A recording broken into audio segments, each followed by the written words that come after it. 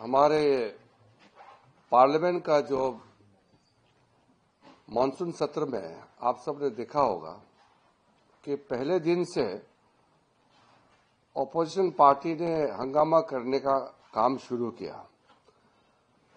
फिर opposition party के demand पर सरकार ने ऑपरेशन सिंदूर पर चर्चा जितना टाइम मांगा उतना समय हमने दिया और तय समय से भी ज्यादा दोनों सदनों में चर्चा हुई। हमारे तरफ से भी और ऑपोजिशन तरफ से भी सबने भाग लिया। जब एक विषय पर चर्चा खत्म हो जाती है फिर अलग अलग पार्टी अलग अलग साइड से नोटिस आते हैं और कई नोटिसेस आए हैं, तो हम लोग किसी भी विषय पर चर्चा कर सकते हैं। सरकार बिजनेस लेकर के आते हैं, फिर स्पीकर और चेयरमैन का परमिशन से हम लोग चर्चा करते हैं। लेकिन अभी जो हो रहा है,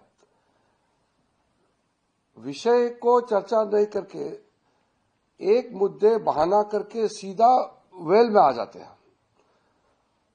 पार्लियामेंट का जो आवर है वो ठीक से चलने के लिए कोई मौका नहीं छोड़ा है। पार्लियामेंट शुरू होते ही वेल में आ जाते हैं, तो किसी का बात सुनते भी नहीं है। फिर एलिगेशन देते हैं कि बोलने नहीं देते हैं। आप ऑपोजिशन पार्टी खुद पार्लियामेंट चलने नहीं देते हैं और फिर बोलता है कि बोलने नहीं देते हैं। ये बहुत गलत मैसेज बाहर में जाने का संभावना है। इसलिए मैं बहुत साफ शब्दों में कह रहा हूं, जितना बोलने का आजादी है नियम के तहत उतना बोलने का आजादी सबको मिलेगा। रूलिंग पार्टी ऑपोजिशन पार्टी सबको बोलने का व्यवस्था है, लेकिन बार बार बोलने नहीं देते हैं। ये झूठ फैलाया जा रहा है, मैं इसका खंडन करता हूं। दूसरा तो राहुल गांधी जी ने देश का खिलाफ जो बार बार बयान दे रहे हैं, ये सिर्फ सरकारी नहीं, विपक्ष के कई सदस्यों ने भी कहा है कि ये ठीक नहीं है। राहुल गांधी जिस तरीके से भारत विरोधी भाषा बोलते हैं, उसका विरोध ऑपोजिशन पार्टी भी कर रहे हैं। ऑपोजिशन पार्टी के कई सीनियर सदस्य ने भी कहा है कि भारत के इकोनॉमी, भारत का छवि को इस तरीके से दबा के कोई बात नहीं कर सकता है। भारत सबसे तेजी से आगे बढ़ने वाला अर्थव्यवस्था बनके आज खड़ा है। फिर भारत का छवि को धूमिल करने के लिए जो बात बोल रहा है, इसको मैं ही नहीं, सरकारी नहीं, ऑपोजिशन पार्टी के भी जो प्रमुख लोग हैं सब इसको खंडन कर रहे हैं। तो राहुल गांधी जी को समझ में आना चाहिए कि अभी वो छोटा बच्चा नहीं है। देश का मान सम्मान, देश का छवि कायम रहे, ये जिम्मेदारी हर हिंदुस्तानी को होना चाहिए। इतना तो समझ नेता प्रतिपक्ष को होना जरूरी है। तो ये पार्लियामेंट में हंगामा करना, बाहर में फिर गलत बयान देना, ये लगातार 2 सप्ताह तक अभी चल रहा है। आज दोनों सदन मंडे तक स्थगित हो गया है। मैं पहले से भी कह चुका हूं, ऑपोजिशन पार्टी के मेंबर्स का सबसे ज्यादा नुकसान हुआ है। सरकार तो चल रहा है, जनता का आशीर्वाद से मोदी जी का सरकार मजबूत से चल रहा है, लेकिन पार्लियामेंट नहीं चलने से सबसे ज्यादा नुकसान जो ऑपोजिशन मेंबर्स है उनका हो रहा है। जो एमपीस है उनका नुकसान हो रहा है। वो जनता का आवाज और क्वेश्चन नहीं उठा पा रहे हैं। तो पार्लियामेंट को जो बाधित कर रहे हैं वो लोग देश के जनता से माफी मांगना चाहिए। करोड़ों पैसा खर्चा करके हर दिन पार्लियामेंट को चलाते हैं, हजारों लोग मिलकर के व्यवस्था को देखते हैं, और ऑपोजिशन पार्टी के लोग बिना कोई इशू के बहाना मार के हाउस बंद करता है। और लोकसभा स्पीकर और राज्यसभा डिप्टी चेयरमैन ने क्लियरली बोला है, जो रूल में नहीं आता है या कन्वेंशन में नहीं है उसको चर्चा नहीं कर सकता है, और जो रूल परमिट करता है उसको चर्चा के लिए तैयार है। सरकार के तरफ से कोई भी मुद्दे परमिशन मिलेगा रूल के तहत चर्चा के लिए रेडी है। इसलिए फिर से मैं साफ करना चाहता हूं, ये 2 सप्ताह का जो समय नष्ट कराया है, जितना भी दिन नुकसान हुआ है, इसका हिसाब किताब भारत के जनता, कांग्रेस पार्टी और उनके कुछ साथी हैं जिन्होंने हाउस डिस्टर्ब किया है, उनसे हिसाब जरूर मांगेंगे। मल्लिकार्जुन खड़गे ने चिट्ठी लिखी है राज्यसभा चेयरमैन को। उन्होंने कहा है कि सीआईएसएफ वाले क्यों वेल में आ जाते हैं उनको रोकने के लिए, और उनका कहना है सीआईएसएफ टेकन ओवर राज्य। मैंने अभी मैंने जानकारी लिया है, जो पार्लियामेंट का व्यवस्था है, मार्शल रहता है और उसके अतिरिक्त जो सीआईएसएफ का व्यवस्था पार्लियामेंट का सिक्योरिटी के लिए बनाया हुआ है।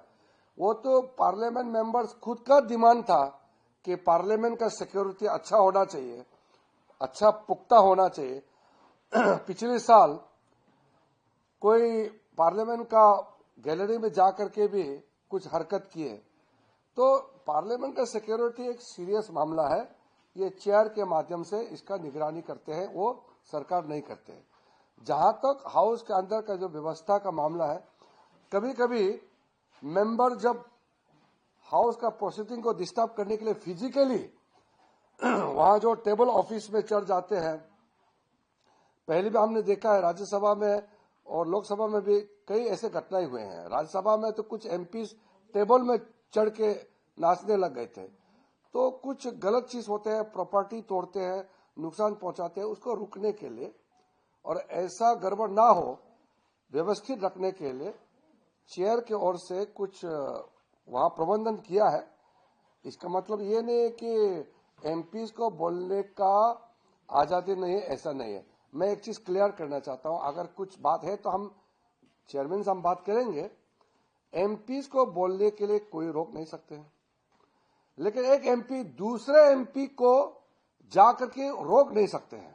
सब एमपीज का अपना अपना राइट होते हैं, तो उसी के तहत में काम करें। और एमपीज को कोई फिजिकली, जब तक वो ऐसा गलत व्यवहार ना करे, किसी एमपी को कोई मार्शल, कोई हमारा सिक्योरिटी के लोग एमपी को नहीं पकड़ेंगे। ये तो सब जानता है, उनका प्रिविलेज है। हम इसका जानकारी पूरा लेंगे, लेकिन जितना मुझे मालूम है वो राज्यसभा सेक्रेटरीट ने बताया कि कुछ एमपीज बहुत ही एग्रेसिवली उछल कूद करके बहुत आगे आ गए, तो उसको रोकने के लिए कुछ व्यवस्था किया है, इतना ही बताया। एमपी को बोलने से रोकने के लिए कुछ किया नहीं है और ना कर सकता है। राहुल गांधी ने एक बात सुनो। राहुल गांधी ने कहा है कि जहाँ एक तरफ सरकार एसआईआर पर चर्चा नहीं करा रही, वहीं दूसरी तरफ हमारे पास बहुत सबूत है कि वोट की चोरी हो रही है, और अगर चुनाव आयोग अधिकारी ही ये चोरी करवा रहे हैं और अगर वो रिटायर भी हो गए तो भी हम उनको छोड़ेंगे नहीं।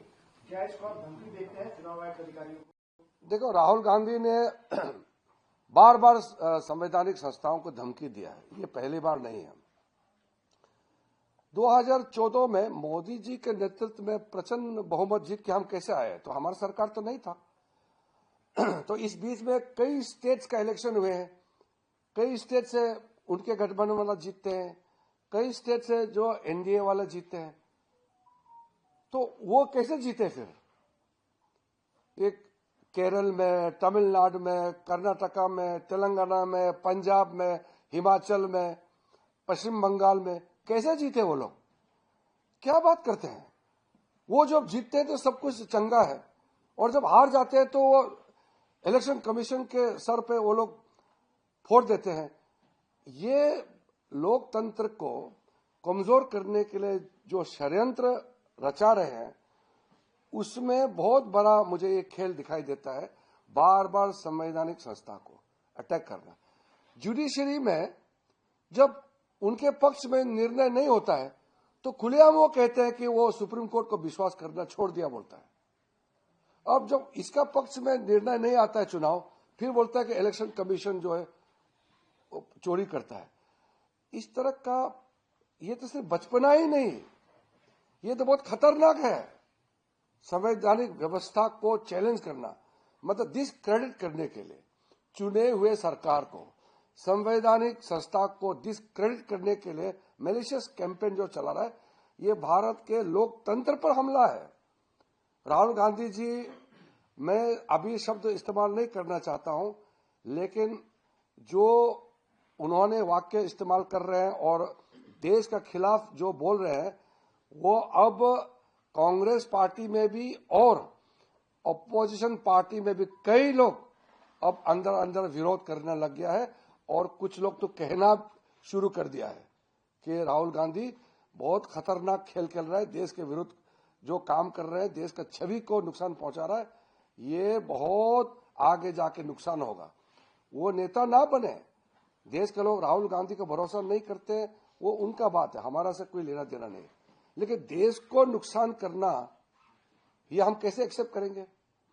इसीलिए ये एलिगेशन लगाना बिल्कुल ठीक नहीं है। और जहां तक राज्यसभा का व्यवस्था का बात है, वो मैं फिर से आपको दोहराता हूं कि कोई भी ऐसा चीज नहीं होगा जो मेंबर का जो प्रिविलेज है, उसका राइट है, उसका नुकसान हो। लेकिन मैं फिर से दोहराता हूं, एक एमपी अपना अधिकार का बात कर सकते हैं, दूसरा अधिकार को नहीं छीन सकते हैं। हर एक मेंबर का बराबर अधिकार होता है हाउस के अंदर में। प्रेसिडेंट था कभी कोई या कोई ऐसा ऑर्डर आया था कि CISF can be present inside the house, can that be possible because there were marshals have always been placed there but not CISF, so was that updated, was there an order regarding that? The security system in Rajya Sabha and Lok Sabha were updated last year when there were some ugly incidents. Then they took certain decisions. Of course, government and opposition will be also consulted whenever necessary, but the administrative mechanism within the premises of the parliament is not under the government of India or Ministry of Parliamentary Affairs. So I cannot really comment on what should be done. But what I am saying is, members are having full rights and privileges they are entitled to, but at the same time we have obligations, we have certain duties not to disturb other members and not to take over the rights which belong to other members. Every member of parliament are equal in terms of rights and privileges. But other than Marshall, will CISF is cognizant? That I cannot comment. As I said, the system and the mechanism were adopted by the chair. So unless we discuss on the matter in details, I cannot comment. But I have given assurance from the government side that we will fully cooperate to ensure that members are given full protection. Sir, आपकी बात विपक्ष की ओर से हो रही है कि बिहार के मतदाता सूची के ऊपर चर्चा की जाए, क्या चर्चा हो सकती है नियमों के साथ? मैं फिर से स्पष्ट रूप से कहना चाहता हूं, सरकार कोई भी मुद्दा जो नियम के तहत आता है तो चर्चा के लिए तैयार है। जहां तक स्पेशल इंटेंसिव रिवीजन का मामला है, ये एक प्रक्रिया है, इलेक्शन कमीशन ने चलाया है और पहली बार नहीं है। देश में कई बार स्पेशल इंटेंसिव रिवीजन हुए हैं, लेकिन इलेक्शन कमीशन का कोई एग्जीक्यूटिव ऑर्डर या कोई फंक्शनिंग या उसका कोई उनका एडमिनिस्ट्रेटिव काम होता है, वो पार्लियामेंट में चर्चा कर सकता है कि नहीं कर सकता है, वो तो नियम तय करेगा और स्पीकर और चेयरमैन तय करेंगे। मैं पार्लियामेंट्री अफेयर्स मंत्री के रूप में सरकार का बिजनेस लेकर के हम हाउस में आते हैं, लेकिन जो अलग से ऑपोजिशन नोटिस देते हैं उसको परमिशन देना नहीं देना नियम तो देखना पड़ेगा ना। कई मुद्दे होते हैं, वो लोग सारा मुद्दे को छोड़ के एक मुद्दे को पकड़ते हैं और बहाना बनाते हैं हाउस को डिस्टर्ब करने के लिए। इतना बड़ा देश में हर एक मुद्दा इंपॉर्टेंट है, हर एक स्टेट का अलग अलग मुद्दा होता है, तो वो एक मुद्दा को पकड़ करके पूरा डिस्टर्ब करेगा, बाकी मुद्दे का क्या होगा? बाकी एमपीज का क्या राइट नहीं है क्या अपना बात पार्लियामेंट में रखने का? सब एमपीज का अपना अपना मुद्दे होते हैं, कोई किसी को डिस्टर्ब नहीं करना चाहिए। मेरा कहना ये है कि हम रूल मानने वाले लोग हैं, हम प्रथा जो चलते आए हैं, कन्वेंशंस को हम मानते हैं। नए नए चीज लेकर के नए नए डिमांड करेंगे, दबाव में तो हम काम नहीं कर सकते ना, हम तो नियम मानने वाले लोग हैं। नियम क्या कहता है, चर्चा हो सकती है? मैंने पहले बताया ना, जब कोई भी इशू जिसका जिम्मेदार कोई मंत्री नहीं है और उसको जवाब मंत्री नहीं दे सकता है, तो उसका जवाब कौन देंगे? मान लो, मैं एग्जांपल बता रहा हूं, कोई इलेक्टोरल रिफॉर्म्स होते हैं, उसका जवाब लॉ मिनिस्टर देते हैं। लेकिन कोई एग्जीक्यूटिव काम, कोई कॉन्स्टिट्यूशनल अथॉरिटी, कोई संवैधानिक कोई संस्था है, वो सरकार के कहने पर नहीं अपने आप कुछ कार्य करते हैं, उसका जवाब मंत्री कैसे दे सकते हैं? ये तो रूल में लिखा है ना, वो तो रूल में लिखा हुआ है कि भारत सरकार का कोई मंत्री किसी चीज का जवाब देने का व्यवस्था है, तभी भारत सरकार उसमें जवाब देंगे। जो हमसे डायरेक्ट संबंधित नहीं है, जिसका जिम्मेदारी कोई मंत्री नहीं ले सकता है, उसका तो हम जवाब कैसे देंगे? चर्चा नहीं होगी, मैं होगा नहीं होगा, मैं कौन होता हूँ ऑर्डर पास करने वाला? मैं सिस्टम को बता रहा हूँ ना, वो निर्णय मैं नहीं करता हूँ, तो चेयर करेंगे। सर, ये विपक्षी दल हाँ जी, विपक्षी दल ये बात नहीं समझ पा रहे हर बार, मतलब नहीं ऐसा नहीं है। विपक्ष में कई लोग समझदार हैं, वो समझते हैं। विपक्ष में कुछ लोग हैं जो समझ के भी नहीं समझने का ऐसा एक ये इम्प्रेशन दे रहे हैं कि वो नहीं समझना चाहते हैं। Sir, is there any precedence of election commission's work being discussed in parliament? जो वो काम कर रहे हैं वो पार्लियामेंट में डिस्कस हुआ, is there any precedence to that? The Honorable Speaker had read out one portion that Balram Jakhar, the then Speaker, had made a categorical ruling that Parliament cannot discuss on the functioning of the Election Commission. Electoral reform में तो चर्चा हुए हैं, because electoral reform तो law minister लेके आते हैं, उसके लिए तो एक्ट पास करने के लिए बिल लेके आते हैं, वो है इलेक्टोरल रिफॉर्म्स पे। लेकिन इलेक्शन कमीशन का फंक्शनिंग को लेकर के चर्चा नहीं कर सकते हैं। ये तो बलराम जाकर उस समय के स्पीकर ने रूलिंग दिया है, और बलराम जाकर साहब तो बीजेपी का तो नहीं है, तो कांग्रेस का वरिष्ठ नेता थे और कांग्रेस पार्टी के चॉइस से स्पीकर बने थे बलराम जाकर साहब। और वासुदेव आचार्य का प्रस्ताव था। हाँ, वासुदेव आचार्य का प्रस्ताव था। तो ये तो उस समय तो हम सत्ता में नहीं थे, हम नया चीज कोई लेके नहीं आ रहे हैं। हाँ, उसका आप पढ़ लीजिए, बलराम जाकर साहब ने क्या रूलिंग दिया था वो भी पढ़ लीजिए। Sir, but you must have told this to opposition leaders as well who had come to PAC. Is there a meeting ground on this particular issue? Do you believe? Next, maybe on Monday when we sit, I will convey the intention of the government, but decision is not with the government, decision is with the chair, because ultimately the chair has to give the permission. But government will always follow the rules. Government will also see the precedents, the conventions. You know, the parliamentary democracy runs with rules and conventions. So we have to look at both the things, convention as well as the rules. And when the Justice Verma thing will come? वो तो अभी house का वो नहीं है, वो तो chair तय करेंगे, और ये चेयर का प्रॉपर्टी होगी। सर, कांग्रेस वाले कह रहे हैं कि जो अंदर मार्शल्स आए थे वो सशस्त्र हथियार के साथ आए थे। नहीं, आप कांग्रेस का हर बात को भरोसा मत कीजिए, आप फंस जाओगे।